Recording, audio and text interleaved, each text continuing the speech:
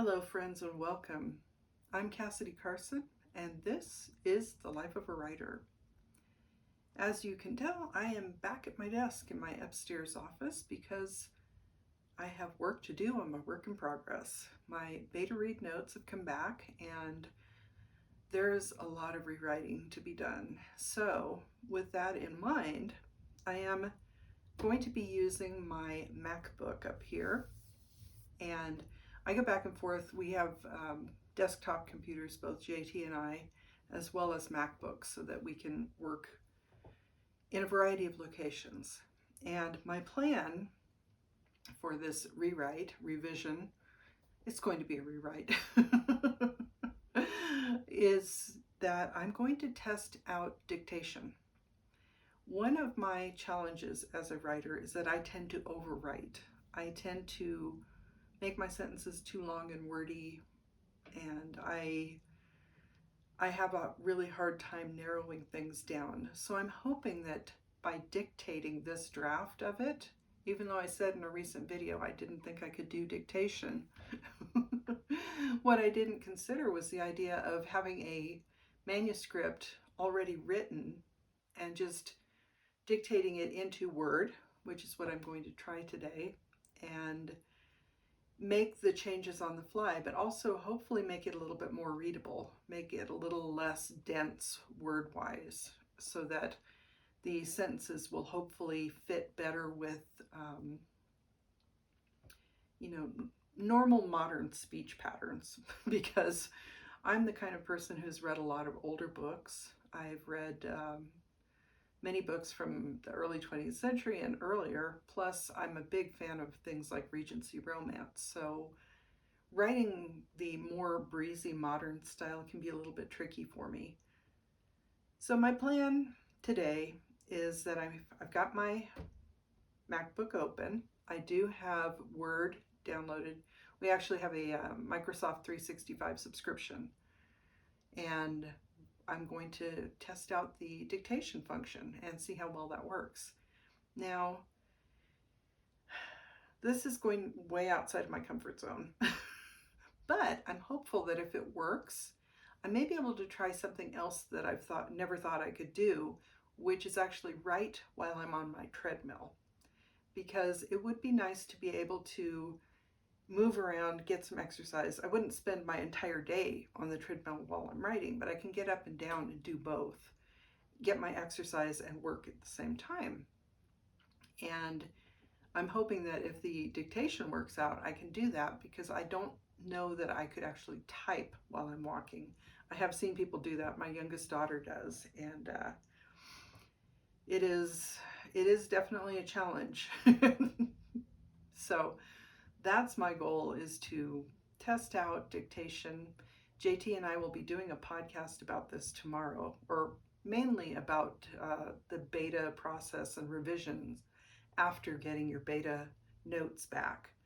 So we're going to discuss that a little bit in our weekly podcast. But in the meantime, I'm going to be testing out this dictation function to see how that goes. And I may come back in tomorrow and do another video after my first round of this process and see how it is working out for me, because I'm a little bit hesitant. I don't know how well this is going to work. I think my understanding is that the program has to learn your speech patterns, so I may have to do a lot of cleanup after the fact, which I'm already doing anyway.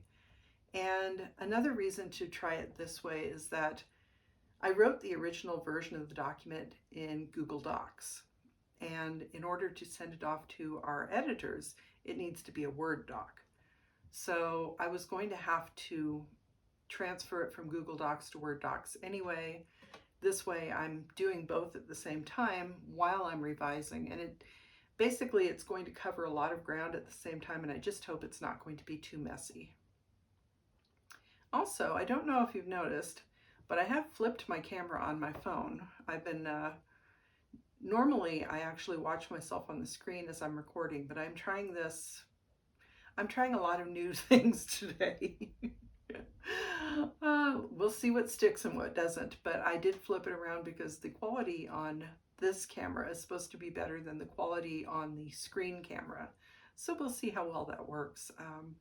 I am going to be trying to improve my YouTube videos over the year. I'm already feeling this scratch that I need to upgrade things a little bit, but in the interest of just getting things up every day, I'm not stressing too much about it. And right now, I'm busy with this.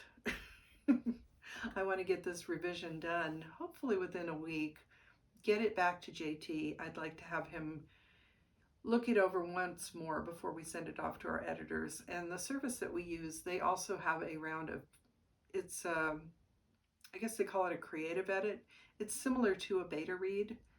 So I will be getting more eyes on the story as a whole before they get into the nitpicky grammar and punctuation and all of that. So the book has a ways to go, and I was hoping to release it around April 15th. I don't know at this point if I get it done by the end of this week. Today is February 7th. If I get it done within a week, mid-February, that would give 8 weeks for JT to do a quick reread of it, and then for it to go through our editing service. And our editing service, they're awesome, but they are also busy. So there could be a delay on that end because it will go through, I think we go through 3 different rounds. It's the creative edit, then there's a line edit, then there's proofreading, and then there's a really quick return once we've gone through the proofread copy and cleaned everything up.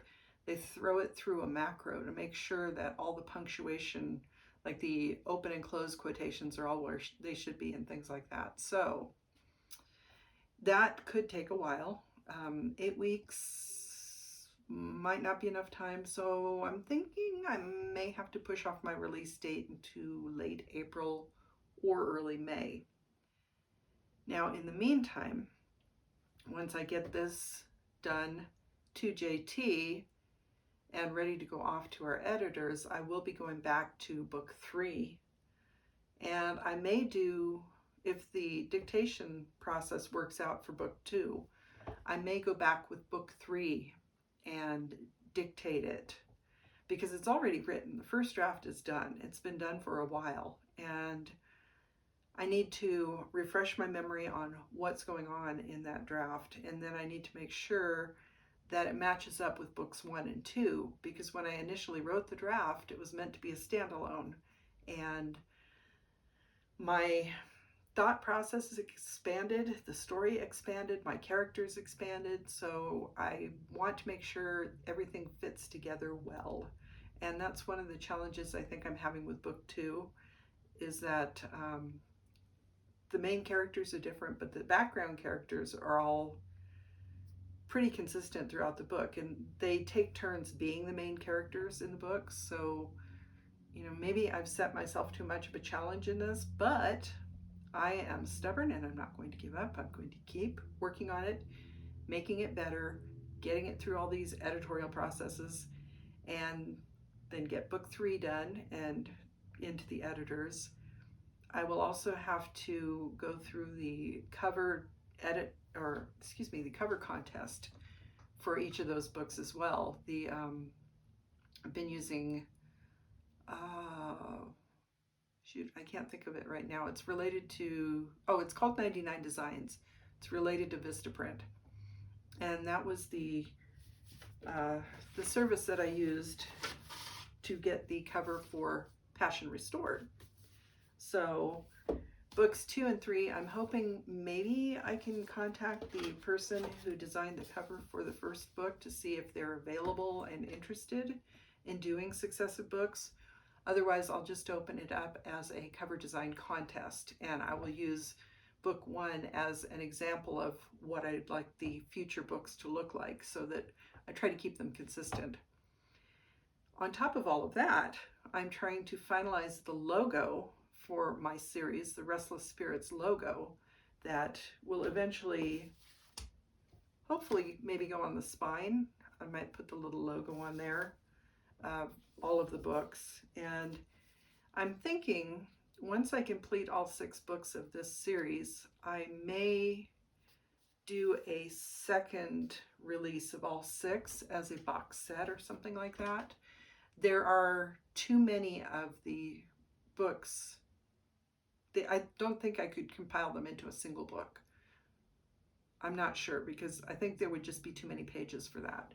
So I may do something like a box set, but that's a future problem because the final books in the series may be out in 2027 or early 2028. So that's way down the road.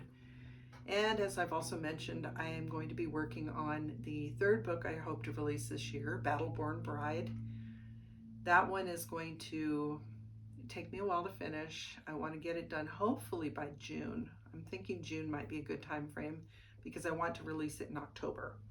That one is more historical with hints of romance. So I'm considering it a historical romance, but I'm really more interested in the historic elements and how the characters interact with the history that's going on around them. And I am very excited to get back to that book because I'm feeling like it could be really good.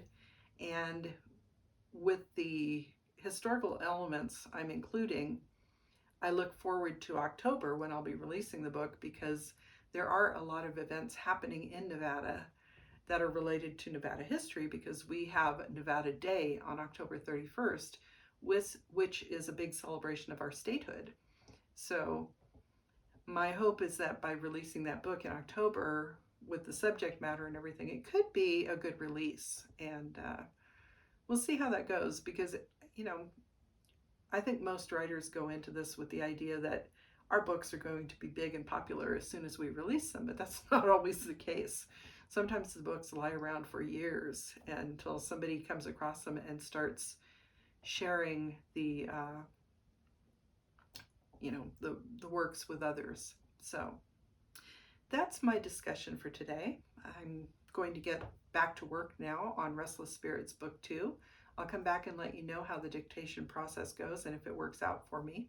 But in the meantime, I hope you have a wonderful day. I look forward to talking to you again, and I'll see you tomorrow. I'm Cassidy Carson, and this is The Life of a Writer.